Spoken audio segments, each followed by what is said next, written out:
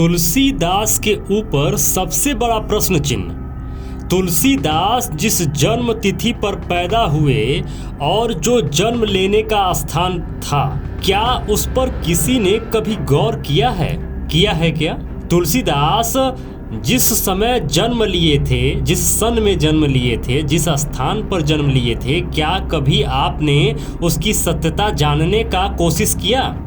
तुलसीदास का जन्म उत्तर प्रदेश के अयोध्या के पास बांदा जिले में राजापुर गांव में हुआ था, जिसका समय 1497 ईस्वी या 1532 ईस्वी के आसपास की थी और मृत्यु 1623 ईस्वी में हुई थी।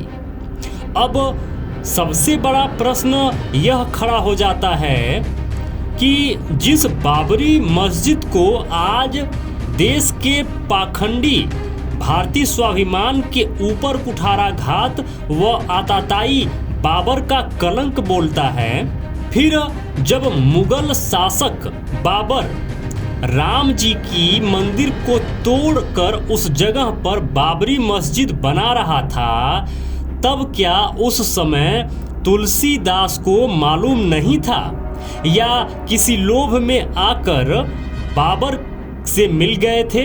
जबकि यह दोनों घटना समकालीन है, तो तुलसीदास की लिखी किताबों में कहीं भी बाबर का जिक्र नहीं होता है और बाबर ने उस समय मंदिर को कैसे तोड़ा इसका भी कहीं जिक्र नहीं होता है, या मालूम होते हुए भी बाबर से डर गए थे तुलसीदास इसकी चर्चा या जानकारी कहीं नहीं लिखे। क्यों नहीं लिखे?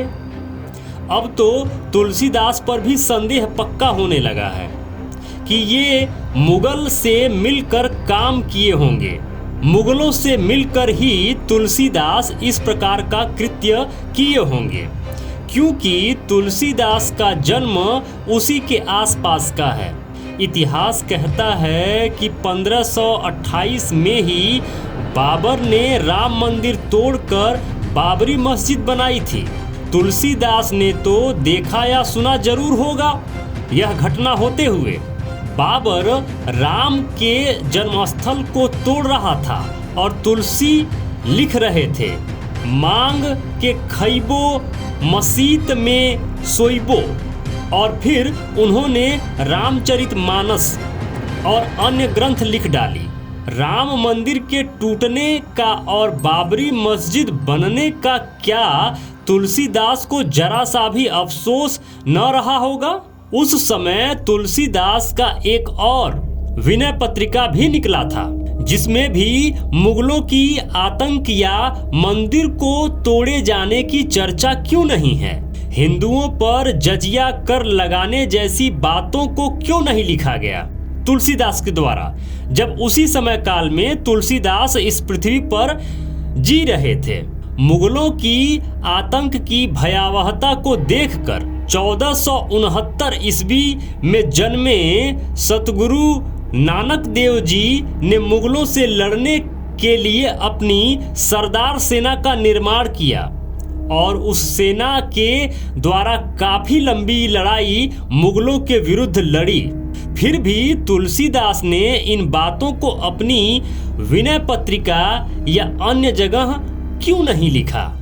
आखिर ऐसा क्या कारण था कि उसी समय काल में तुलसीदास का जीवन चल रहा था, वो जी रहे थे और यह किताबें लिख रहे थे, लेकिन कभी भी उस समय घटित होने वाली इन घटनाओं का तुलसीदास ने कभी जिक्र नहीं किया?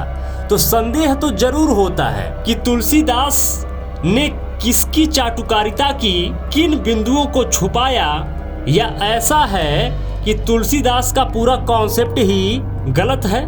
और अगर सही है तो तुलसीदास के समय में जब ये सारी घटनाएं घट रही थी, तो उन सभी घटनाओं को तुलसीदास ने क्यों छिपाया?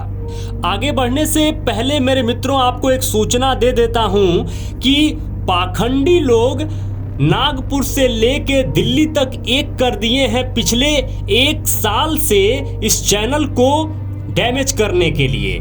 तो मेरे मित्रों, इस चैनल का जो मेन चैनल है न्यूज 7, न्यूज 7। मैं चैनल का लिंक डिस्क्रिप्शन में डाल दिया हूं। आप लिंक पर क्लिक करके चैनल को जरूर ओपन करें और उस चैनल को सब्सक्राइब जरूर कर लें। सबसे ऊपर वाला बेल नोटिफिकेशन जरूर ऑन कर लें, जिससे भविष्य में कभी भी अगर ये चैनल डैमेज होता है तो हम और आप जुड़े रहेंगे न्यूज 7 पर। क्या बाबर के आतंक का प्रभाव तुलसीदास पर हुआ? बाबर के बाद हुमायूं का आतंक हुआ, हुमायूं के बाद अकबर का आतंक हुआ, या फिर तुलसीदास के पूर्वज मुगल थे? बहुत सारा सवाल छूट जाता है और बहुत सारे सवालों का जवाब हम नहीं, वह पाखंडी देंगे जो यह तय करें कि तुलसीदास ने ऐसा क्यों किया, क्या कारण था। क्या मुगलों का दबाव था? क्या मुगलों की चाटुकारिता करते थे? आपको क्या लगता है?